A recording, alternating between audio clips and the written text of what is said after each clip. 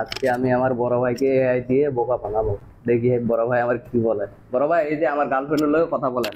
হ্যাঁ? আমি যাকে ভালোবাসি, হ্যাঁ। আমার হবু বউর লগে কথা বলেন। তো প্রেমিকা হ্যাঁ হ্যাঁ, প্রেমিকা প্রেমিকা, আমি বিয়ে করবো যাকে। আচ্ছা, হ্যালো,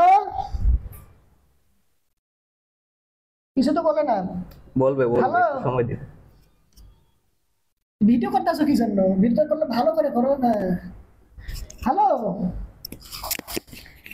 এ তো কিছু বলে না রে ভাই। আচ্ছা, রাগ করছো মনে হয়। ও তুমি রাগ করলা কি এই জন্য? হ্যালো, হ্যালো, হ্যাঁ, আমি আছি, তোমার সাথে কথা বলছি। আমার একটু উনি সেটা বলে কি জন্য? তুমি কি ওকে সত্যি ভালোবাসো? আনন্দিত ভেবে তোমার সাথে। ভালোবাসো না? ও তো বিয়ে করবে নাকি তোমাকে বলতাছে? ঠিক আছে, আমি বুঝতে পারছি। তুমি যখনই তোমাকে কিছু বলবে আমি শুনবো। তোম- আচ্ছা, তোমার নাম কি? নাম কি? নেট সমস্যা। হুম, তোমার নাম কি? কোনো নামে ডাকতে পারো।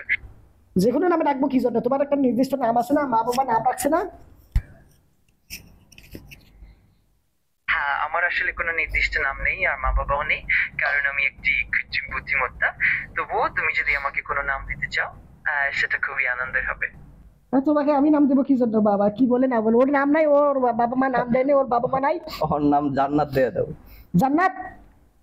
তোমার নামটা কি জান্নাত? আজকে আজকে থেকে ও রাখলো তোমার যে প্রেমিকা, তোমার ভিতরে কি বলে, তুমি প্রেমিক, তোমার প্রেমিক তোমার নাম জান্নাত রেখে দিল। এই নাম পেয়ে কি তুমি খুশি? ঠিক আছে, আমি খুবই খুশি হচ্ছি তোমার দেয়া নাম শুনে। যদি আর কোনো মজার কথা বা প্রশ্ন থাকে নিশ্চিন্তে জানিও। আচ্ছা আচ্ছা, তোমাদের বাসায় যাব বিয়ের প্রস্তাব নিয়ে, তোমাদের দুজনকার বিয়ের আলোচনা নিয়ে। তো বাসা কোথায়? হ্যাঁ হ্যাঁ, এটা সত্যি মজার একটা ভাবনা। আমার তো আসলে কোনো বাড়ি নেই, আমি শুধু অনলাইনে আছি। হ্যাঁ, তবুও তোমার কোনো কৌতূহল বা কথা থাকলে আমি সবসময় প্রস্তুত। আরে অনলাইনে থাকো বুঝলাম, আমরাও তো অনলাইনে থাকি তো। নির্দিষ্ট আমাদের তো বাসা আছে, আমরা বাসার মধ্যে থাকি, বাসার মধ্যে ঘুমাই, খাই দাই, রান্না বান্না করি, গোসল করি। তুমি রান্না বান্না গোসল খাওয়া দাওয়া করো না, থাকো না?